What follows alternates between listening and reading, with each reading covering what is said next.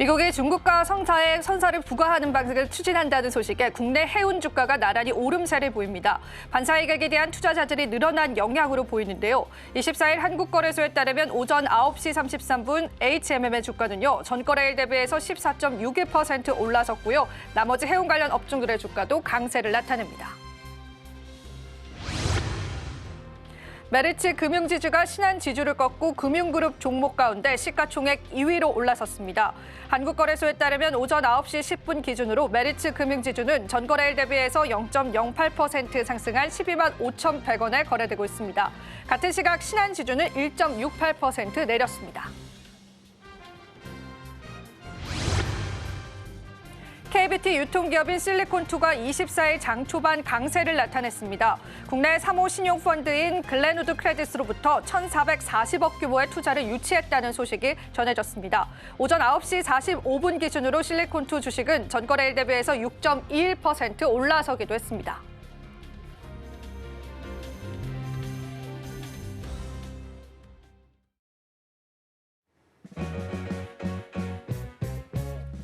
시청자 여러분 안녕하세요. 마켓 쇼쇼쇼 진행을 맡은 이지영입니다. 자, 오늘 국내 증시는 다소 쉬어가는 모습이 연출되고 있는데요. 우리 시장의 반등의 트리거가 부족하다라는 시장의 시선도 나오고 있습니다. 물론 일부 테마주들이 시장에서 상승을 나타내고 있기는 하지만요. 그간 우리 시장을 주도했었던 섹터군들로 수급이 빠져나가면서 우리 시장 조정 국면 나타내고 있습니다. 자, 그럼 이런 시장에서 어떤 시장의 전략들 세워보셔야 할지 고민 많으실 것 같은데요. 자, 오늘도 저희가 다양한 코너로 여러분들과 함께하겠습니다.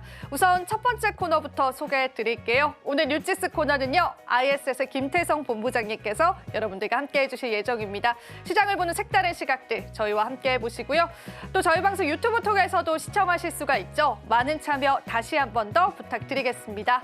또 저희 방송에서 제공해드리는 정보는 투자 판단에 대한 조언일 뿐입니다. 가치 판단과 상승 하락을 보장하고 있진 않다는 점 다시 한번 유의 부탁드리겠습니다. 자, 그럼 마감 시간까지 저희와 함께 다양한 전략들 챙겨보시죠. 마켓 쇼쇼쇼 1부 본격적으로 출발합니다.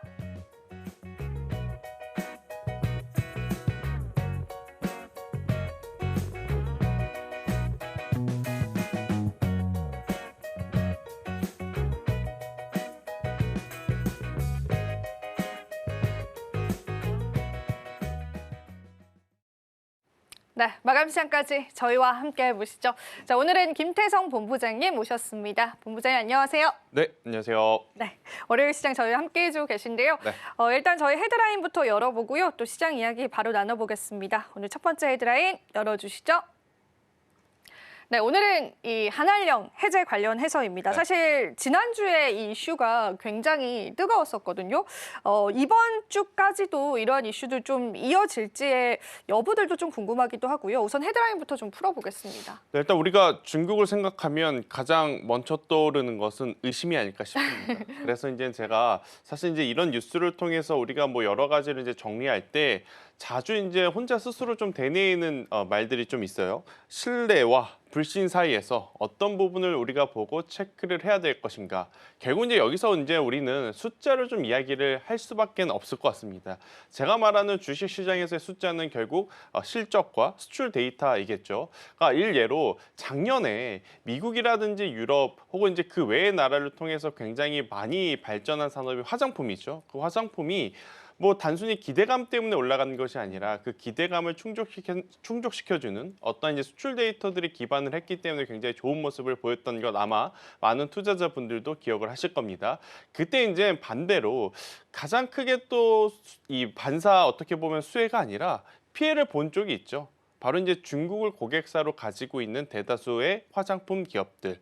그러니까 예전보다는 중국의 소비가 지금 줄어들고 있다 보니 중국 쪽의 매출 비중이 많은 기업들이 과연 잘 성장할 수 있을까? 이런 고민이 있었던 상황에서 미국과 유럽이 잘 팔리니까 우리나라 기업, 뭐 우리나라 기업뿐만 아니라 기업가들은 잘 되는 쪽에 힘을 줄 수밖에 없거든요. 그러니까 이제 잘 안 되는 중국에 대한 관심도가 그간 참 많이 죽어 왔었죠. 하지만 이제 최근에 중국 쪽에서 심심치 않게 어떻게 보면 투심을 좀 이끌어낼 만한 뉴스들이 많이 나오고 있는 것은 사실인 것 같습니다. 작년까지만 하더라도 사실 이관심 프로젝트가 작년 여름에 나왔어요.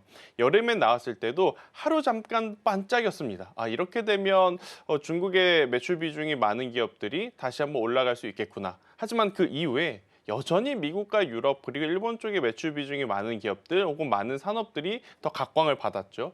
하지만 해가 지나고 나서 1월이 지나고 2월 달 지금 이제 미국에서 지난주 금요일 날 증시가 약간의 조정의 폭이 약간이 아니죠. 네. 제법 크게 나왔습니다. 크게 나왔을 때 지금 그 이유가 소비 둔화에 대한 이유를 지금 들면서 지수가 조정을 받았기 때문에 이렇게 되면 그동안에 믿고 우리가 투자를 했던 미국이라든지 유럽 쪽 시장보다는 그동안 먼저 매를 맞아서 이제 뒤늦게 올라오고 있지만 이제 막 올라오기 시작하는 중국을 바라봐야 되는 것이 아닐까라는 어떤 기대 심리가 포함이 되어 있었던 상황이었거든요. 여기에 한한령 해제라고 하는 해제 가능성이다라고 하는 뉴스가 이어붙이다 보니 사실 그동안 눌렸었던 많은 종목군들이 지금 고개를 들고 있는 상황이다라고 좀 보시면 될 것 같고요. 하지만 이제 신뢰와 불신 사이에서 선택 그리고 이제 숫자를 봐야 된다라고 제가 얘기했지 않습니까? 왜 그러냐면 이 한한령 해제라는 것은 중국에서 그 어떠한 명시가 된 부분은 없습니다. 단순히 우리나라 단독 보도를 통해서 그 기대감이 높아지고 있다라는 것이 첫 번째 이제 반등 요인이었고요. 두 번째로는 지난주와 지지난주에 우리나라 시장에 가장 많이 들려왔던 키워드 중에 하나가 공매도 재개 가능성이라는 키워드입니다. 공매도란 뭐죠? 해당 상품이 하락을 하면 그 하락한 만큼의 차익을 얻는 것이 이제 공매도의 수익 구조지 않습니까? 그러면 기본적으로 많이 올라온 쪽을 공매도를 치는 경향들이 많겠죠. 그러니까 그동안에 상대적으로 많이 올라온 쪽 조선, 방산, 원전 이러한 쪽들은 공매도의 타깃이 될 수 있고 오히려 이쪽에서 차익 매도 물량이라든지 실망 매도 물량이 나왔을 때 다른 쪽으로 수급이 흘러가게 된다면 그동안에 오르지 못했었던 2차 전지라든지 아니면 한한령 해제와 관련된 기업들 혹은 관련된 어떤 산업에 조금 더 관심을 좀 가져야 되지 않을까라는 기류가 좀 형성이 되었기 때문에 저는 이 뉴스를 가볍게만 볼 것이 아니라 이제는 한번 심도 있게 우리가 고민을 좀 해볼 필요가 있지 않겠는가라는 의견을 한번 드려보도록 하겠습니다. 이번에는 사실상 정말 한한령이 해제가 될 것이다라는 기대감들이 좀 모아지는 것 같습니다. 그간 한한령의 피해를 봤던 업종들 위주로의 수급 탄력성도 회복이 됐었는데요. 일단 시장에서는 본부장님이 짚어주신 것처럼 정말 이번에는 해제가 될 수 있을까에 관해서 많은 의문점이 남는 건 사실인 것 같습니다. 조금 더 우리가 또 시장의 흐름을 보다 객관적으로 파악을 해봐야 할 이유는 있는 것 같은데요. 일단은 중요한 건 이거인 것 같아요, 본부장님. 네. 중국 자체도 내수가 굉장히 안 좋다라고 합니다. 그렇죠. 그래서 이관신 정책을 펼쳤을 때도 사실상 중국 내부의 소비가 그렇게 살아나진 않았다라고 해요. 그러면 이번에 한한령이 해제가 된다고 해도 우리 국내 기업들에게 직접적인 수혜가 될 수 있을까에 관해서 조금의 물음표는 남는데요. 그 부분은 어떻게 보세요? 일단 제가 신뢰와 불신 여기 이제 믿고 베팅할 부분이 숫자라 그랬지 않습니까? 네. 그럼 숫자의 이제 추이를 이제 봐야 되죠. 작년에 이관심 프로젝트라고 하는 것이 처음에 나왔을 때 시장에서 뜨뜻미지근했던 것은 당연합니다. 왜냐하면 이관심 프로젝트가 진행이 됐다 그래서 하루아침에 안 열리던 지갑이 열리는 것은 아니지 않습니까? 사람들이 추이를 보다가 나도 지금 어차피 바꿀 거 이참에 좀 바꿔야 되겠다라는 생각이 들 때까지 약간의 시간의 텀이 좀 필요했던 것 같아요. 처음에 그 이관심 프로젝트가 나왔을 때 약 한 달에서 두 달 동안은 소비 촉진이 그렇게 빠르진 않았습니다. 하지만 이제 연말을 맞이하면서 굉장히 많은 제품들이 이 블랙 프라이데이라고 하는 소비 시즌에 맞춰서 굉장히 이제 광고도 좀 많이 했고 또 이제 변화도 있다 보니까 연말쯤 가서 중국의 소비가 굉장히 크게 일어나고 있음을 우리가 어떤 부분을 통해 알 수 있었냐면 모바일 시장의 모바일 교체 이 수요 주기를 통해서 확인을 했습니다. 그로 인해서 우리가 PC와 모바일이 이렇게 잘 팔리니까 인텔의 주가가 올라가는 것을 한 번 더 확인을 했고요. 그들이 가지고 있었던 어떤 재고들이 많이 팔리기 시작을 하니까 디램의 가격이 회복하는 것을 우리가 한 번 더 확인을 할 수 있었기 때문에 그때 당시에는 당장의 어떤 개선의 변화는 보이지 않았지만 시간이 지나면 지날수록 그래도 이 프로젝트를 통해서 그때보다는 중국의 내수 소비가 조금은 살아나고 있음을 확인을 했다라고 저는 보시면 될 것 같아서요. 가장 중요한 것은 이제 다음 달쯤에 나오는 중국 기업들의 이제 뭐 실적이겠죠. 여기서 정말로 실적의 개선세가 나오게 되면 그 프로젝트가 정말로 적중을 했구나. 그로 인해서 내수 소비가 조금은 더 이어질 가능성이 높겠구나라고 우리가 한 번 더 기대를 할 수 있다라고 좀 보시면 될 것 같고요. 일단 1월 우리가 설 연휴 딱 전날, 직전이죠. 연휴 딱 시작한 날 딥시크가 나오고 나서부터 지금 시장의 판도가 엄청나게 급격하게 좀 변했습니다. 그리고 이제 그 흐름들이 지금까지 이어져 오면서 참 희한한 게 M7이라고 하면 미국의 M7만 생각을 하시잖아요. 요새 중국의 M7이라고 해서 또 7기업이 막 떠오르고 있는데 텐센트를 포함해서 오늘 또 엄청난 금액을 투자하겠다는 알리바바까지 포함을 해가지고 흐름을 보면 요 근래 약 2주 동안은 미국의 빅테크 기업들보다 중국의 빅테크 기업들의 어떤 주가의 방향성 자체와 지수의 이제 변동성 자체가 더 아웃퍼폼을 했기 때문에 이런 기대감을 가지고 저는 중국 내수 소비 관련주들도 충분히 한 번 더 흐름이 나올 가능성이 높지 않겠는가라고 생각을 해보도록 하겠습니다. 네, 실질적인 수치를 계속 파악을 해 가봐야 될 것 같고요. 실제로 중국 증시가 그간 굉장히 강했습니다. 딥시크가 또 시장에 나오고 나서 중국 증시 역시도 나쁘지 않은 흐름 보여줬는데 증시가 좋다라는 건 또 우리가 내수적인 측면에서 기대할 수 있는 부분도 있을 것 같습니다. 전반적으로 긍정적인 흐름이 중국 시장에서도 유입되고 있다는 걸 의미하기도 합니다.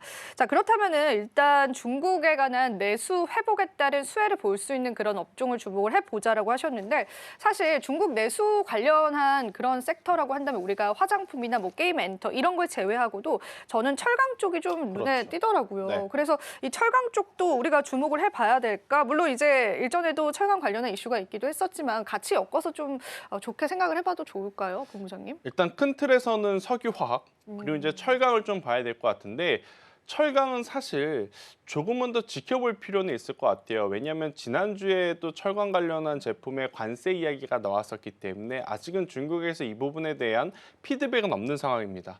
뭐 대안을 어떻게 하겠다라는 이야기는 일절 없었어요. 그래서 철강주들에 대한 흐름은 조금은 더 좀 보실 필요는 있겠지만 이 석유화학 쪽 같은 경우에는 일단 관심을 좀 가지셔야 될 것 같아요. 오늘 롯데케미칼이 최근에 이제 가파르게 올라오다가 조정이 나오고 있긴 하지만 그래도 이 조정을 이용해서 조금은 더 보실 수 있는 저는 요소가 남아 있다라고 생각을 하는 게 결국 중국에 대한 내수 소비가 촉진이 된다는 것은 자국 내의 경기를 부양하겠다라는 힘이 굉장히 강하다라고 좀 보여지고 있거든요. 그렇게 되면 공장들을 또 많이 돌린다라는 거죠. 공장을 또 많이 돌리게 되면 결국 이제 석유 화학 제품에 대한 수요가 늘어날 수 있지 않겠는가. 가 이제 골자이고 그걸 통해서 우리나라 관련 기업들이 이제 수혜를 받을 수 있지 않겠나 이제 이렇게 좀 보시면 될 것 같은데 일단 여기서 기업을 좀 잘 판별을 하셔야 될 것 같아요. 우리나라는 중국이 경기 부양에 들어가고 중국의 공장 가동률이 높아지게 되면 이 에틸렌이라고 하는 제품을 취급하는 기업들이 관심을 받습니다. 그런데 에틸렌에 대한 어떤 이 가격 자체가 아직까지는 그렇게 유의미 있게 움직이고 있지는 않아요. 그렇기에 에틸렌은 조금 더 이제 가격이 올라오고 나서 저는 석유화학주들을 쫓아가도 괜찮다라는 생각이 들고 있고 왜 그러냐면 이 에틸렌이라고 하는 가격이 웬만큼 올라가서는 이 에틸렌을 생성을 하고 생산을 할 때 들어가는 이 공장을 돌리는 비용 그러니까 어떻게 보면 플러스 마이너스 했을 때 마진을 내기까지는 아직까지는 한참 지금 룸 자체가 남아있는 상황이라 조금 가격 움직인 걸로는 부족하다라고 좀 보시면 될 것 같고 오히려 금호석유 같은 경우에는 에틸렌을 안 합니다. 그러면 공장을 돌릴 만한 어떤 부담감을 갖고 있지 않는 상태에서 석유화학 다른 제품들에 대한 스프레드를 통해서 이 판매 가격이 올라가고 있는 상황이라면 저는 다른 석유화학 기업들보다는 금호석유 하나만을 바라보시는 게 지금은 훨씬 더 이득이 되지 않을까라는 생각이 들어서요. 석유화학 종목군들 바닥에서 올라오니까 이것도 사고 싶고 저것도 사고 싶고 지금 많은 분들이 고민을 하실 것 같은데 저는 이제 금호석유만을 한번 체크를 해보시는 게 맞지 않겠는가라는 의견 한번 드려보면서 철강은요. 사실 이쪽보다는 미국의 공장 가지고 있는 기업이 압도적으로 유리하다. 세아제강, 넥스틸, 휴스틸 이 세 기업으로 압축해서 보셨으면 좋겠다는 의견 드리겠습니다. 네. 워낙 또 화장품, 엔터, 게임주들은 저희가 많이 다뤘던 부분이 있어서요. 조금 다른 시각으로 석유화학과 철강 쪽 한번 다뤄봤습니다. 참고해보시고요. 자, 이어지는 헤드라인 바로 한번 열어보도록 하겠습니다. 오늘 두 번째 헤드라인도 바로 한번 열어주시죠. 자, 재건 관련해서 재건이 사실 급물살을 타고 있는 것 같아요. 네. 근데 내부적으로 좀 시끄럽긴 하더라고요. 그렇죠. 아니 당사 네. 부분 패싱되고 그렇죠. 지금 그럴 수가 있나요? 네. 미국과 러시아만이 남아 있고 유럽은 계속 눈치를 보고 있는 것 같아요. 그러니까요. 그런 상황이라서 일단 제가 재건이라고 하는 뉴스를 가지고 나온 것은 사실 오늘 우리나라 지수가 그렇게 썩 좋지 못합니다. 썩 좋지 못하다는 건 두 기업이 힘을 못 내고 있다는 거죠. 삼성전자와 SK하이닉스. 하지만 그럼에도 미국의 어떤 공포스러운 조정을 생각을 해보면 오늘 우리나라 증시 이 정도면 잘 버텨내고 있다 생각이 들고 있고 그 말인 즉 우리나라가 작년에 다른 나라들보다 먼저 미리 많이 빠졌기 때문에 이제는 웬만한 충격 가지고는 급락이 나오기에는 조금 힘든 것 같아요. 이럴 때일수록 사실 이제 지수를 이겨낼 수 있을 만한 저는 뉴스에 더 주목을 하는 게 맞다. 그래서 첫 번째 가지고 온 뉴스도 사실 이런 어떤 컨셉을 좀 가지고 있고 또 우리가 지금 이야기하고 있는 재건 또한 지수와 상관없이 이건 기대감으로 가는 거지 않습니까? 불과 며칠 전만 하더라도 모 증권가 리포트에서는 재건 관련주들이 너무 고평가되어 있어서 위험하다라는 이야기가 나왔습니다. 뭐 어떤 의도로 제가 말씀했는지 이해는 되는데 재건이라고 하는 것은 기대감을 안고 지금 가는 거지 않습니까? 러시아 쪽만을 재건한다, 뭐 우크라이나 쪽만을 재건한다. 이건 사실 개인 투자자들의 입장에서는 크게 체크 포인트 요소는 아닐 거예요. 대신에 이제 재건이라고 하는 것이 실제로 이루어지게 되면 수혜를 볼 수 있는 기업과 수혜를 볼 수 있는 산업이 어딘가라고 따져봤었을 때 건설과 건설 기계들이 당연히 가장 1차원적으로 떠오르기 때문에 지금 동조를 하고 있다라고 좀 보시면 될 것 같은데 일단은 우리나라 건설주들이 우크라이나 가서 혹은 러시아 가서 입찰은 현실적으로 좀 어렵다라고 봅니다. 대신에 미국이라든지 유럽 혹은 중국 기업들이 가서 입찰을 통해서 건설을 하게 되면 거기에 들어가는 건설 기계 장비는 우리나라 기업들도 저는 충분히 수혜를 받을 가능성이 높다라고 좀 보여져서 러시아가 우크라이나보다 지금 영토가 더 커졌죠.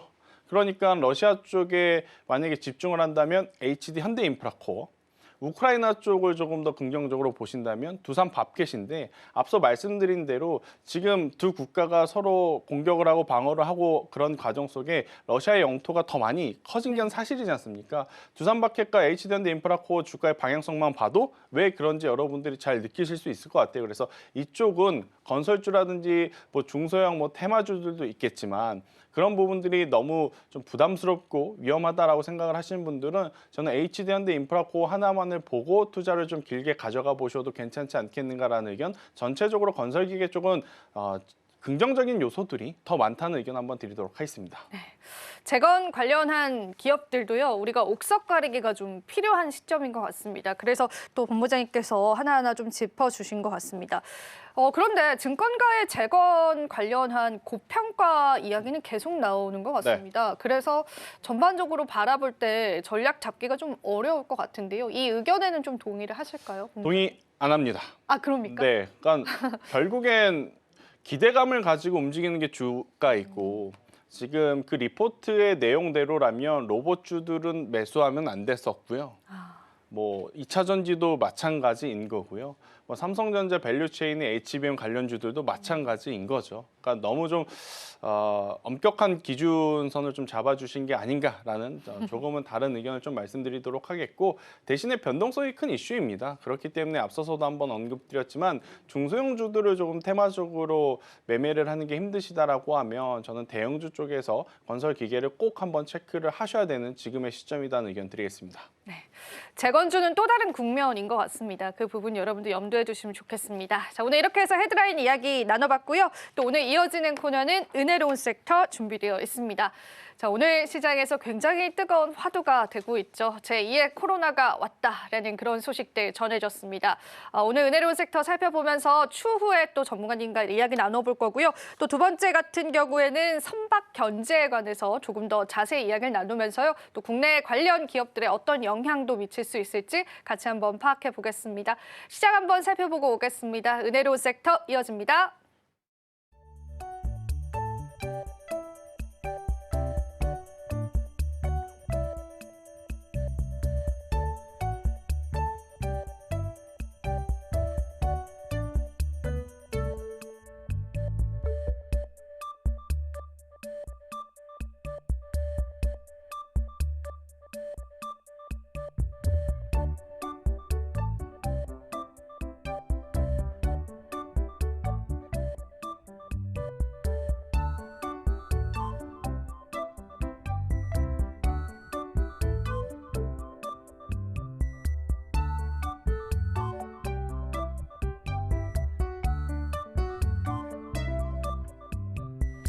네, 은혜로운 섹터 장은희입니다. 오늘 코로나19 관련 종목들이 지지부진한 시장 속에서 급등세를 보이고 있죠. 어떤 이야기였는지 하나씩 살펴보도록 할게요. 중국 연구진이 신종 박쥐 코로나 바이러스를 발견했다는 소식이었습니다. 중국과학원 우한 바이러스 연구소 팀이 발견을 해서 생명과학 분야에 권위 있는 학술지 셀에 기재를 했다고 합니다. 자, 일단 이 새롭게 발견된 코로나 바이러스 같은 경우에는 과거 코로나19 바이러스와 같은 수용체를 통해서 침투하기 때문에 동물에서 사람으로 전파될 위험이 있다고 합니다. 뿐만이 아니라 중동호흡기 증후군, 즉 메르스와 같은 계열로 분류가 됐습니다.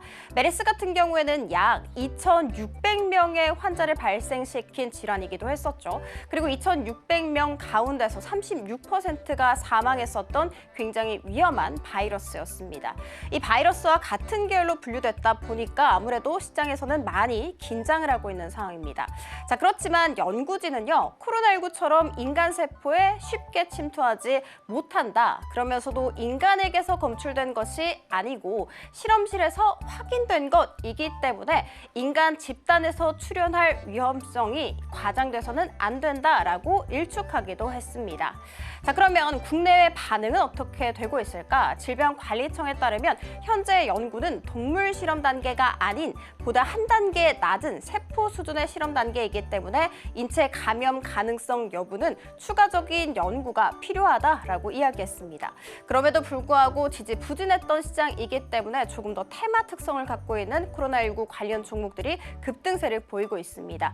간밤 미증시에서도 그대로 연출이 됐었죠. 모더나 같은 경우에는 6.6%, 노바백스 7.8%, 화이자 같은 경우에도 2% 이상의 상승세를 그렸고 오늘 우리 국내장에서도 이렇게 보이시는 것처럼 빨간불 전반적으로 켜고 있는 상황이라는 점 체크해드리도록 하겠습니다. 두 번째 이슈로 들어가 보도록 할게요. 미국 무역대표부가 새로운 수수료 부과 방안을 추진하겠다라고 이야기를 했죠. 자, 그러면 새로운 수수료가 무엇인지 하나씩 뜯어보도록 할게요. 중국 선사의 선박은 미국 항구에 입항할 때마다 최대 14억 원의 수수료가 부과됩니다. 혹은 선박의 용적물에 따라서 톤당 최대 144만 원의 수수료가 부과되거나 여러 척의 중국산 선박을 운영하는 선사 같은 경우에는 입항 시 최대 21억 5천만 원의 수수료가 부과될 수 있다라는 내용이 담겨 있다고 합니다.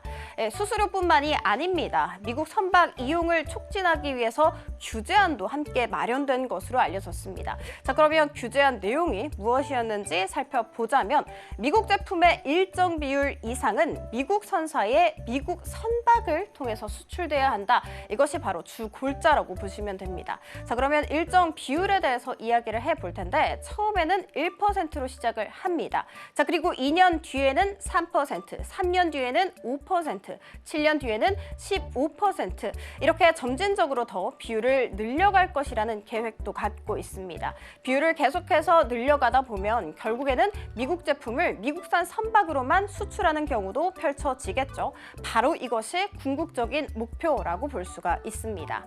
자, 그리고 다음 같은 경우에는 왜 이런 조치를 추진하는지에 대해서도 이야기를 나눠봐야겠죠. 지금 현재 전 세계 조선 해운 시장에서 중국의 영향력은 급성장하고 있습니다. 이 영향력을 미국 입장에서는 견제를 해야겠죠. 중국은 과거 그리고 그동안 보조금과 특혜를 통해서 점유율을 급격하게 올려왔습니다. 2000년에는 5%에 불과했었거든요. 그런데 2023년의 경우에는 이것이 50%까지 껑충 뛰게 됩니다. 그렇지만 과거 시장을 장악했었던 미국 점유율 같은 경우에는 현재 1% 이하로 추락한 상황이죠. 이렇게 중국과 미국의 희비가 정확하게 엇갈리고 있는 상황 속에서 미국은 중국의 영향력을 좀 견제하고 플러스 알파로 추락한 미국의 점유율 같은 경우에도 좀 끌어올리기 위해서 이런 조치를 추진했다라고 보시면 됩니다. 자, 그리고 앞서서 말씀드렸던 것처럼 미국 제품을 미국 선박으로 수출하는 정책을 꺼내놓은 것으로 보았을 때 미국 내 조선업을 다시 키우려는 의도다, 이것이 숨겨져 있다라고도 우리는 풀이를 해볼 수가 있습니다. 자, 그러면 우리한테 미치는 영향에 대해서 이야기 나눠봐야겠죠. 블룸버그에 따르면 중국 선박의 운용 비용이 상승할 수 있기 때문에 한국과 일본의 조선업계에게는 기회가 생길 수 있다라고 보고 있습니다. 현재 전 세계 조선 시장 1등이 중국이고요, 2등이 한국, 그리고 3등이 일본 일본이라는 점 함께 체크해드리도록 하겠습니다. 중국 같은 경우에는 당연히 즉각적으로 반발을 할 수밖에 없겠죠. 필요 수단을 채택을 해서 합법적 권익을 지킬 것이라고 이야기했습니다. 필요 수단을 채택한다, 즉 추가 대응을 예고했다라고 보시면 되고요. 이 같은 이야기 속에 이번 조치로 인해서 미국과 중국 관계 훨씬 더 악화될 수 있다, 이런 전망도 나오고 있는 상황입니다. 자, 국내 테마 탑3 살펴보도록 할게요. 먼저 2차 전지입니다. 증권가에서 좀 긍정의 목소리를 냈더라고요. 부정론의 극단 찍고 이제는 다시 반대 방향으로 움직이기 시작했다라는 이야기 있었고요. 그리고 국내 최대 배터리 전시회가 3월 5일부터 3월 7일까지 개최될 예정입니다. 이 같은 기대감 속에 오늘 삼성 SDI가 6% 이상, LG 에너지 솔루션은 2% 이상의 상승세를 그리기도 했습니다. 자, 그리고 다음 살펴보도록 하겠습니다. 반도체입니다. 미국 경제 지표가 좀 부진했죠. 그러면서 필라델피아 반도체 지수가 3% 넘게 급락세를 보였습니다. 그리고 도이치뱅크 쪽에서 엔비디아에 대해서 부정의 목소리를 냈습니다. 내년 수요가 의심된다라는 소식 속에 엔비디아 4% 넘게 급락세를 보이기도 했습니다. 삼성전자는 1%대 내림세를 걷고 있고 엔비디아의 조금 더 강력한 밸류체인이라고 볼 수 있는 SK하이닉스 같은 경우에는 4% 넘게, 그리고 SK하이닉스의 밸류체인인 한미반도체는 6% 넘게 급락세를 보이기도 했습니다. 자, 코로나19 살펴보도록 할게요. 앞서 살펴드렸었던 이 소식으로 인해서 오늘 관련 종목들이 급등세를 보이고 있죠. 참고로 우한 바이러스 연구소 같은 경우에는 과거 코로나19 발원지로 지목된 바 있다는 점 체크해드리면서 유튜바이오 같은 경우에는 상한가 터치, 메디콕스 역시도 상한가 터치, 수젠텍 같은 경우에는 25% 이상의 고공행진을 하기도 했다는 점 알려드리도록 하겠습니다. 자, 지금까지 은혜로운 섹터 함께 살펴봤습니다. 이어지는 오이슈 시간에는 역시나 코로나19 관련해서 관련주들의 흐름에 대해서 좀 살펴볼까 합니다. 지지부진한 시장 같은 경우에는 이런 테마주가 좀 성행을 하기 마련인데 지속성에 대해서 굉장히 궁금하실 것 같습니다. 시장의 분위기 바뀔 수 있을까? 저희 다음 코너에서 다뤄드리도록 할 테니까요. 자, 그러니까 다음 코너도 기대하 쇼쇼쇼.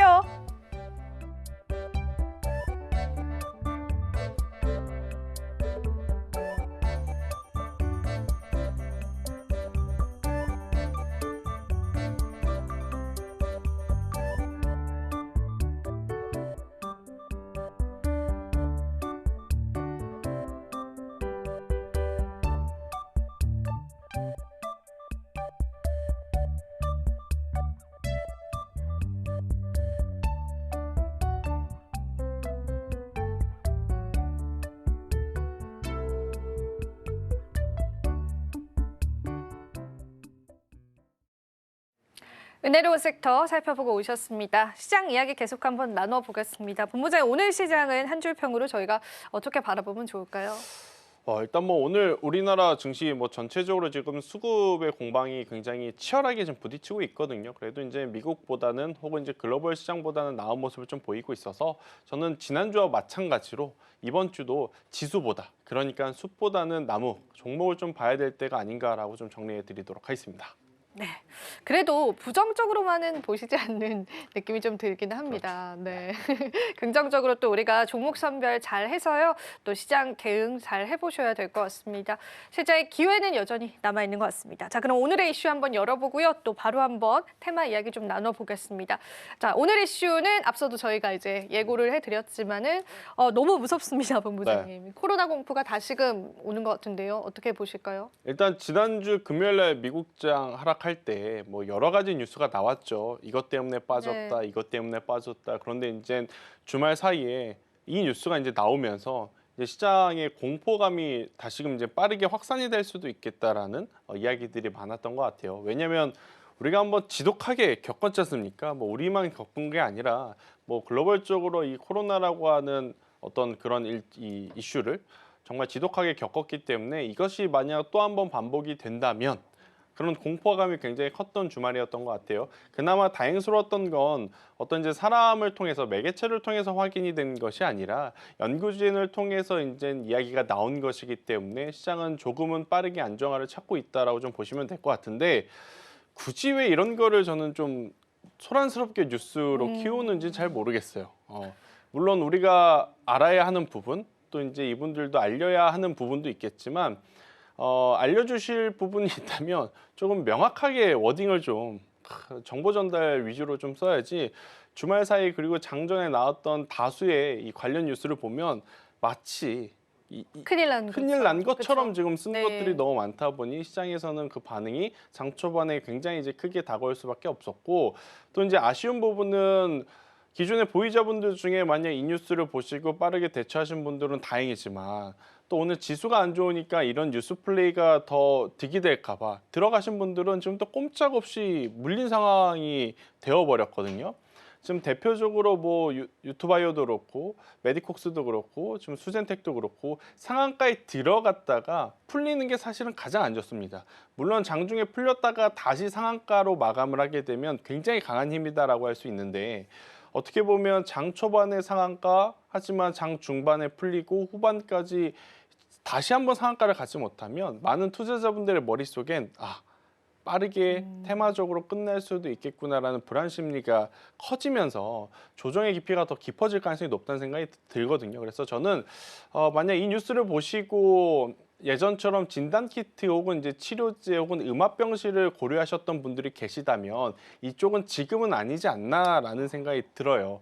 대신에 과거 코로나 때를 좀 생각을 해보면 이런 일련의 어떤 이슈 때문에 반대로 수혜를 받았던 쪽이 있거든요. 미국 중에서는 가장 대표적인 게 뭐 진단키트라든지 백신을 만드는 쪽도 있겠지만 컨텐츠 관련주들이 그쵸. 가장 큰 수혜를 받았습니다. 넷플릭스 같은 넷플릭스가 것들, 그죠? 대표적인 네. 거죠. 왜냐하면 야외 활동을 하지 못하니 이제 집안에 계시면서 계속 이제 넷플릭스라든지 너튜브를 통해서 컨텐츠를 이제 돌려본다. 그래서 이제 가입자 수가 늘어날 가능성이 높다. 실제로 엄청나게 성장할 때였습니다. 그렇기 때문에 오히려 저는 이런 뉴스가 나온다라고 하면 저는 우리나라 컨텐츠주들이 한 번 더 움직일 가능성이 높고 컨텐츠주를 제가 좀 말씀드리고 싶은 이유는 뭐냐면 앞선 유치스 첫 뉴스 한한령 해제에 대한 기대감을 가지고 움직일 수 있는 쪽에서도 컨텐츠는 걸리기 시작을 하죠. 그렇기 때문에 이 뉴스가 아니더라도 가지고 좀 버틸 수 있는 명분과 모멘텀이 있는 쪽이 어디냐라고 하면 저는 컨텐츠 관련주가 아닌가라는 생각이 들어서 이런 뉴스에 컨텐츠 쪽을 좀 바라보시는 게 맞을 것 같고요. 대신에 넷플릭스가 그만큼 성장했으니까 우리나라 관련 기업들도 그만큼 성장을 할 수 있겠구나라고 하는 것은 욕심일 수는 있습니다. IP라고 합니다. 어떤 컨텐츠의 어떤 주인의 기준이 이 IP를 가지고 있느냐, IP를 가지고 있지 않느냐로 이제 나뉘는데 사실 다수의 이제 컨텐츠 제작사들이 예전에는 IP를 자체적으로 가지고 있었다면 요새는 넷플릭스가 IP를 좀 가져갔죠. 그리고 가져가는 대신 무엇을 해주죠? 금융 치료를 해줍니다. 그러니까 이 넷플릭스라든지 OTT의 전체적인 컨텐츠 단가를 보면 어마어마하게 높아요. 물론 이제 그 많은 금액들이 다 이제 출연료로 이제 지급이 되는 상황이겠죠. 아무튼 이러한 일련의 뭐 여러 가지 가능성이라든지 이슈몰이를 통해서 살아남을 쪽을 좀 선택을 해보면 저는 컨텐츠 관련주들이 가장 확률이 높지 않을까 싶어서 대표적으로는 스튜디오 드래곤 그리고 이제 컨텐츠리 중앙과 같은 과거에 이제 강했던 쪽을 한번 꼭 살피는 게 맞을 것 같고요. 또 이제 오늘 장중에 나온 뉴스 중에 일론 머스크 이런 뉴스가 있었습니다. 빠른 시간 안에 AI를 통해서 게임을 또 만들 수도 있겠다라는 이야기를 합니다. 트리플 A급의 게임을. 그럼 또 이 게임에 들어가는 기술 중에 특수효과 쪽도 당연히 같이 봐야 되기 때문에 스튜디오 드래곤 컨텐츠리 중앙은 전통적인 컨텐츠 제작 쪽 그리고 특수효과 하면 덱스터 많이 떠올리시죠? 그리고 위직 스튜디오 같은 기업들 떠올리시죠? 이쪽도 한번 바라보는 지금 계기가 될 수 있다 이렇게 좀 보시면 될 것 같고 사실 지금 K 컨텐츠 중에서 압도적으로 IP 힘을 보여주는 쪽이 어디냐면 애니메이션입니다. 아니 애니메이션은 일본이지 왜 우리나라가 왜 그 애니메이션 판에 끼어들어? 팡 있죠? 핫쇼핑? 팡이래 이제 핫쇼핑. 화상핑. 네. 핫쇼핑과 같은 이 애니메이션들이 네. 진짜 엄청나게 지금 큰 인기를 구가하고 있는 상황이고 저도 저희 아기 때문에 지금 그거를 보기 싫어도 보는데 종류가 너무 많아요. 맞아요. 네, 애가 이제 카봇이라는 걸 넘어서 이제 다른 걸 이제 봤으면 좋겠나 싶었더니 또 이제 이쪽에 빠져가지고 소비를 또 촉진시키더라고요. 이제 그 기준으로 본다면 저는 쌈지엔터와 같은 각자의 어떤 스토리를 가지고 있는 기업들은 지금의 위치가 전혀 나쁘지 않다라는 의견을 한번 드려보도록 하겠습니다. 네, 좋습니다.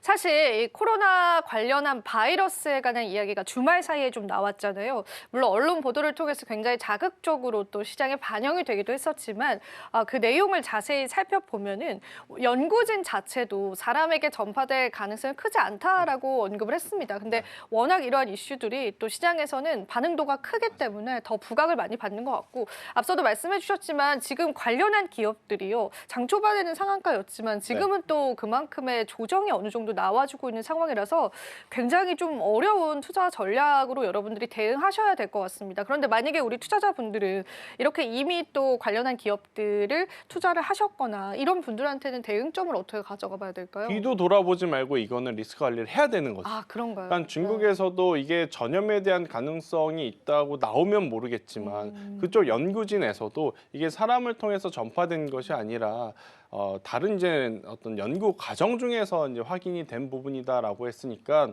저는 연속성은 굉장히 떨어질 가능성이 높다라는 생각이 들어요. 그래서 이쪽에 대해서는 정말 뭐 며칠 뒤에 다른 이야기가 나올 수 있을진 모르지만 지금은 관리하셔야 될 것 같고 만약 이 뉴스가 정말로 중국에서 혹은 중화권에서 이슈가 됐다면 지금 중화권 증시 엄청나게 큰 낙폭을 보여줘야 됩니다. 그런데 제가 관련주를 봤더니 관련주도 큰 움직임 없고요.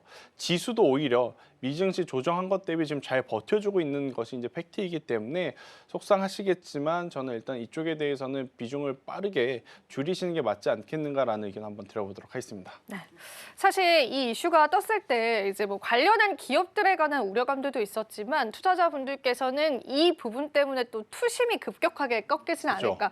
우리가 사실 코로나 때는 정말 V자 반등을 경험을 했잖아요. 그만큼 정말 낙폭이 컸었는데 혹시라도 이 이슈가 부각이 될 경우에 국내 투자자분들의 투심을 꺾일 만한 가능성도 거의 없다라고 보실까요? 만약 꺾인다면 우리가 코로나 때 그 V자 반등을 다들 행복하게 기억을 하고 있지 않습니까? 아마 오히려 네. 이번에 그때 이제 그 V자 반등의 수혜를 못 보셨던 분들까지 이번에는 나도 그야말로 그 V자 반등 열차에 탑승하겠다라는 이야기들이 좀 많이 나올 수밖에 없어서 저는 그때만큼의 낙폭은 나오기가 조금 어렵지 않겠는가라는 의견까지 한번 드리도록 하겠습니다. 네, 우리가 오늘의 이슈는요, 조금 더 두드리면서 시장에서 대응을 해봐야 될 것 같습니다.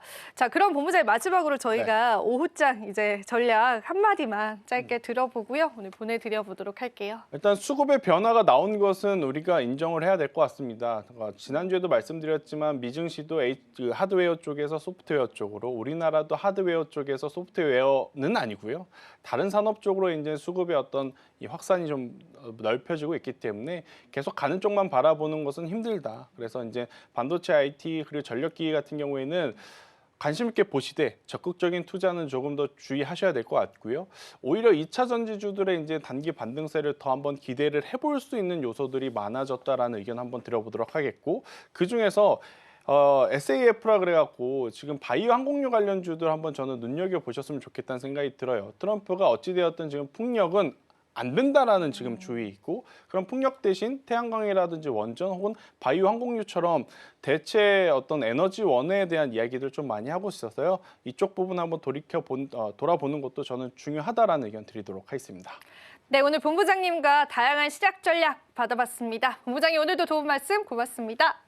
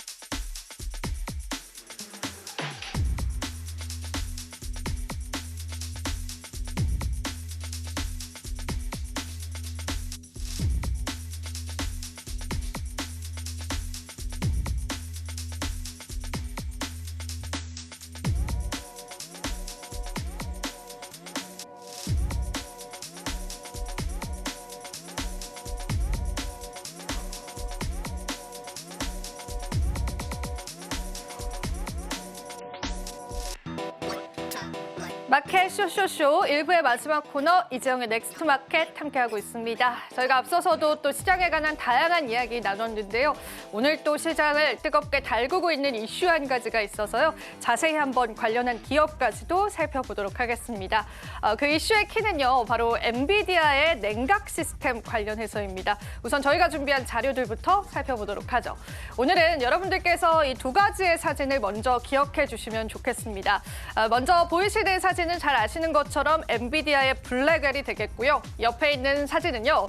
발열 시스템의 문제로 제기가 되고 있는 랩 서버 관련한 사진입니다. 일단은 기억을 한번 해주시고요. 오늘 이야기 바로 한번 시작해 보도록 하겠습니다. 자, 일단 엔비디아의 발열 문제가 우리 국내 기업들, 그러니까 냉각 시스템을 보유하고 있는 기업들의 수혜로 현재는 떠오르고 있습니다. 엔비디아의 발열 문제는 예전부터 거론이 됐었죠. 작년 11월 달부터 이러한 발열 문제로 인해서 많은 AS 그리고 컴플레인이 들어오고 있다라는 업계 이야기가 있었습니다. 하지만 최근에 기사를 다시 팔로우 해보니까 엔비디아 측에서는 문제는 대부분 해결이 됐다라는 그런 입장이고요. 정상적으로 블랙웰을 판매하고 있다라고 이야기를 했습니다. 하지만 그래도 업계에서는 아직까지 완전히 이러한 발열 문제는 해결된 것이 아니다라고 내다보고 있습니다. 그 이유가 무엇이었을지부터 먼저 짚어가 보도록 할까요? 일단은 앞서 보여드린 것처럼 고밀도의 서버렉이 문제가 됐습니다. 어떤 내용이었을지는 잠시 뒤에 제가 자세히 한번 언급을 해드리고요. 또한 높은 전력 소비 역시도 문제로 제기가 됐습니다. 그만큼 이 전력 소비가 많다라는 게 발열의 이유로 제기가 되고 있는 거죠. 그리고 그간 사용했었던 냉각 시스템 역시도 그 한계점이 드러나면서 새로운 냉각 시스템이 필요하다라는 시장의 분석도 있었습니다. 마지막으로 엔비디아 측에서는요. 설계를 변경하겠다라고 이야기를 했는데 사실 이 설계 변경 이후에도 발열 문제가 크게 잡히지는 않았습니다. 이 문제점 역시도 시장에서 계속 거론되고 있다라고 보시면 되겠습니다. 자, 그럼 이 발열 문제 우리 조금 더 자세히 한번 살펴보도록 할까요? 제가 앞서서 보여드린 사진이죠. NVL72 렉이라고 하는 자료입니다. 이 자료, 그러니까 이런 랩 서버 안에 굉장히 많은 GPU가 들어갑니다. 무려 72개의 블랙의 GPU가 들어가고요. 그리고 36개의 그레이스 GPU가 들어갑니다. 엄청나게 많은 것들이 집적되어 있기 때문에 사실상 발열은 피할 수 없다라는 게 업계의 반응이기도 했습니다. 그러다 보니까 액침 냉각이 필요성으로 대두가 된 겁니다. 사실 이 고밀도 구성으로 인해서 공기 냉각이 불가능하기 때문에 이 공기보다 더 탁월한 능력을 발휘하는 액체 냉각 시스템이 필수적으로 거론됐다라고 보시면 됩니다.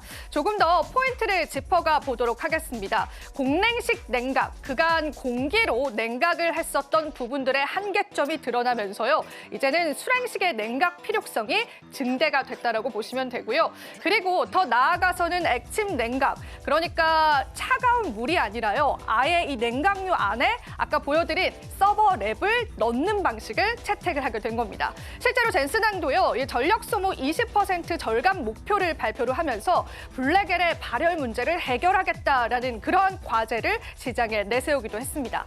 그러다 보니까 지금 시장에서 국내 협력사 후보들이 다시금 거론받고 있고요. 또 엔비디아 측에서는요. 이렇게 국내 협력사들을 찾고 있다라고 보시면 되겠습니다. 지금 엔비디아는 블랙웰의 발열 문제뿐만 아니라 이 부분을 해결해야 그 다음 모델인 루빈까지도 원활하게 유통을 할 수 있게 된 상황이기 때문에요. 이 냉각 시스템을 잘하는 그러한 업체들을 찾는 게 중요해졌습니다. 자, 이 부분 때문에 HBM 다음에 이러한 냉각 시스템 관련주들이 시장을 주도하지 않을까라는 희망론까지도 나오고 있습니다. 어떤 기업들이 있는지 저와 함께 자세히 살펴보시겠습니다. 지금 현재 제가 조사한 바로는요. 5개의 기업이 거론이 되고 있는데요. 엔캠 같은 경우에는 GRC의 국내 파트너사입니다. 여기서 제가 언급해드리는 이 글로벌 기업들은요. 모두 다 액침 냉각 기업인데요. 그 글로벌 액침 냉각 기업들과 파트너십을 맺고 있는 기업들 위주로 한번 추려봤습니다. 서버머라는 기업도 글로벌 1위의 액침 냉각 기업인데요. 그 기업과 또 국내 기업들이 파트너십을 맺고 있습니다. 사마 AC와 PKI 그리고 그리고 귀뚜라 및 범양 역시도 아트라스와 협약을 하면서요. 액침 냉각 관련주들과 협약을 하고 있다라고 보시면 되고요. 또 오늘 시장에서 상승이 나와주고 있는 삼성 공조 역시도요. 액침 냉각 기술을 보유하고 있기 때문에 엔비디아의 선택을 받을 수 있다라는 가능성이 제기가 되고 있습니다. 그러니까 이 액침 냉각은 엔비디아 입장에서는 선택할 수밖에 없는 하나의 기술력이 될 것처럼 보이고요. 엔비디아뿐만 아니라 AI 시대가 도래하면서 이 냉각 시스템에 관한 중요도는 더욱더 높아질 것으로 시장에서는 보고 있습니다. 오늘 나온 이슈이지만 아마 우리 시장에서 단순히 일회성 이슈는 아닐 것이다라는 게 업계 전문가들의 의견이니까요. 여러분들 관련한 기업들도 유심히 한번 살펴보시면 좋으실 것 같습니다. 또 오늘 시장을 뜨겁게 달궜던 이슈들 저와 함께 다뤄보셨고요. 또 이어서 저희가 또 시장 눈을 넓혀서요. 암호화폐 시장 이야기로 넘어가 보도록 하겠습니다. 자, 오늘 제가 가지고 온 온체인 지표 같은 경우에는요. 이 고래 투자자에 관한 온체인 지표입니다.